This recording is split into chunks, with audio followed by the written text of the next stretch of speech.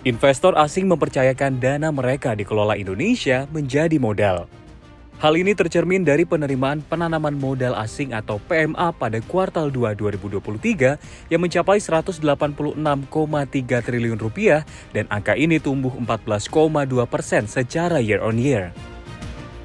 Adapun secara kuartalan tumbuh 5,2%. Capaian ini telah mencakup 53,3% dari target PMA tahun 2023.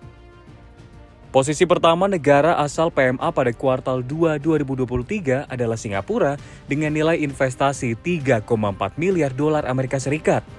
Diikuti China nilai investasi 2,6 miliar dolar Amerika Serikat. Sementara itu di posisi ketiga hingga kelima ada Hong Kong, Jepang, dan Malaysia. Secara sektor, PMA mendominasi industri logam dasar, barang logam, bukan mesin, dan peralatannya dengan nilai investasi 2,5 miliar dolar Amerika Serikat dan kontribusinya terhadap total investasi asing 20%. Sementara itu secara wilayah, Jawa Barat masih memimpin provinsi yang menjadi tujuan investasi dengan nilai 53,7 triliun rupiah, diikuti DKI Jakarta, Jawa Timur, Sulawesi Tengah, dan Banten.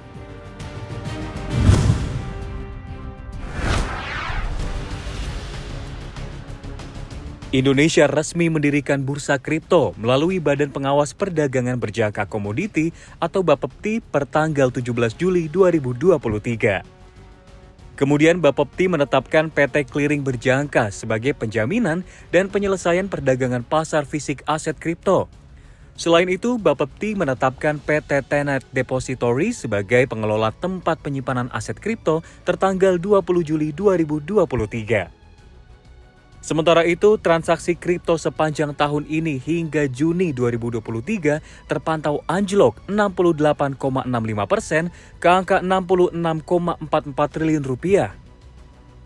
Menurut Didit, penurunan nilai transaksi tersebut disebabkan antara lain karena pasar kripto global mengalami penurunan volume perdagangan, potensi krisis likuiditas rendah yang berdampak negatif pada stabilitas harga, dan efisiensi pasar, serta tekanan jual melonjak yang menyebabkan harga aset kripto terkoreksi.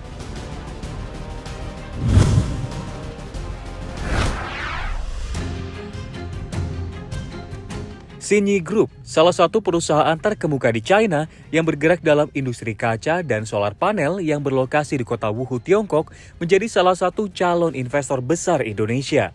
Menteri Investasi sekaligus Kepala BKPM Bahlil Lahadalia menuturkan, Xinyi Group adalah salah satu perusahaan kaca terbesar di dunia. Perusahaan ini menguasai market share kaca dunia sekitar 20% lebih.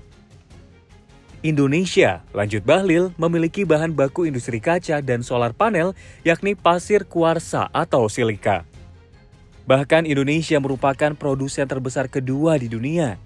Bahlil berharap pasir kuarsa bisa diolah di dalam negeri sehingga bisa diperlakukan seperti sumber daya alam lainnya yakni nikel dan tembaga.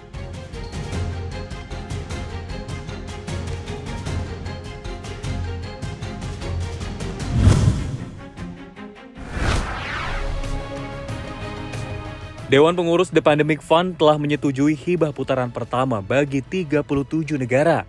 Pendanaan putaran pertama ini mencapai 338 juta dolar Amerika Serikat atau 5,07 triliun rupiah untuk 19 proyek. Dewan Pengurus mengatakan bahwa proyek terpilih akan menerima dana untuk memperkuat pengawasan penyakit dan peringatan dini, sistem laboratorium, dan tenaga kesehatan.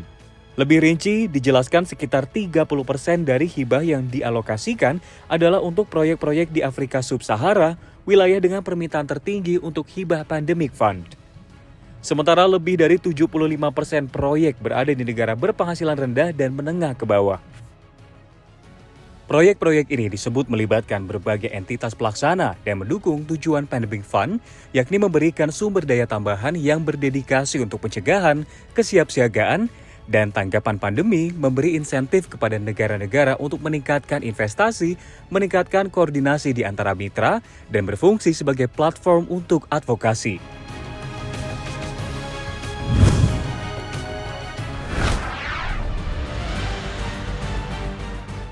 India mulai menghentikan ekspor berasnya per 20 Juli 2023. Langkah ini dikhawatirkan akan memicu kenaikan harga dan inflasi pangan dunia. Pasalnya, India menyumbang 40% ekspor beras dunia. India juga menjadi negara eksportir beras terbesar dunia disusul Thailand dan Vietnam.